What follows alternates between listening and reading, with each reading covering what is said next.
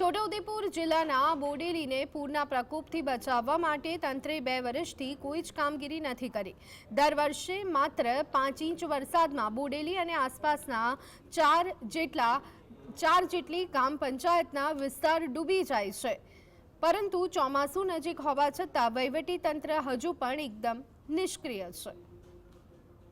છોટાઉદેપુર જિલ્લાના બોડેલીમાં વરસાદી કાંસ બનાવવા માટે વહીવટી તંત્ર છેલ્લા 2 વર્ષથી નિષ્ક્રિય છે।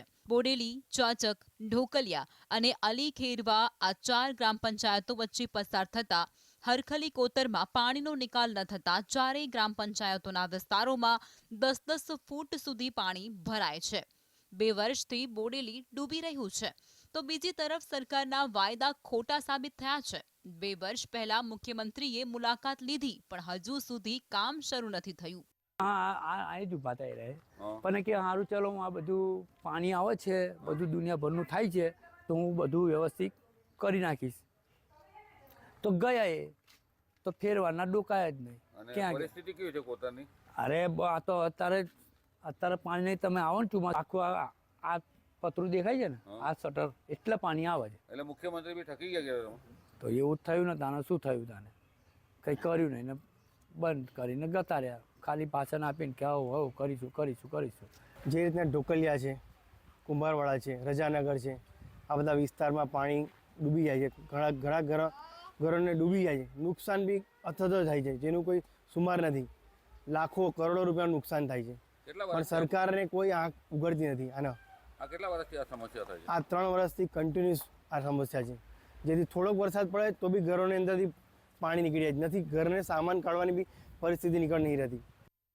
જિલ્લા કલેક્ટરે પણ થોડા દિવસો પહેલા બોડેલીની મુલાકાત તો લીધી હતી, પરંતુ હજુ સુધી કોઈ કામગીરી શરૂ નથી થઈ। આગામી ચોમાસાને હવે ગણતરીના મહિનાઓ જ બાકી રહ્યા છે અને ફરીથી બોડેલી ડૂબી જવાની દહેશત ગ્રામજનોને સતાવી રહી છે। સરકારની આ બેદરકારી લોકોના જીવન સાથે ચેડા સમાન છે।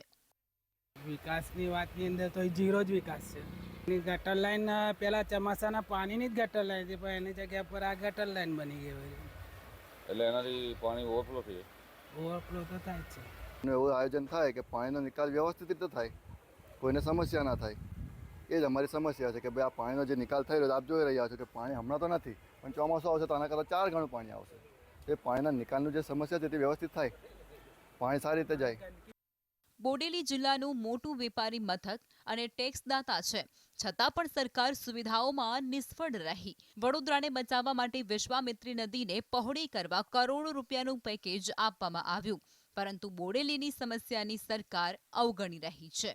સરકારની આ ભેદભાવ ભરેલી નીતિથી લોકોમાં નારાજગી પણ વ્યાપી છે। હા, આનું બજેટ તો મોટા પ્રમાણે જ હોવું જોઈએ, કારણ કે વડોદરાની જેમ એને ઊંડી કરવી પડે।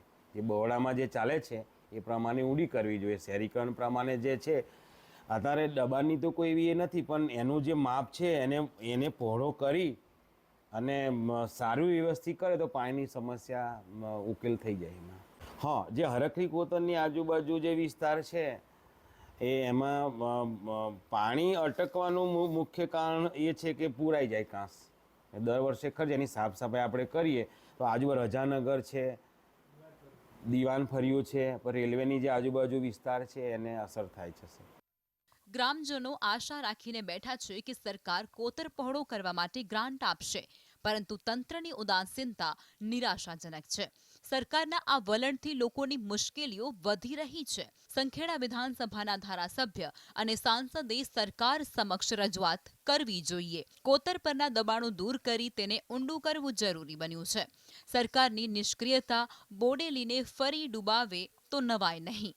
રફીક દણીવાલા, GSTV, છોટાઉદેપુર।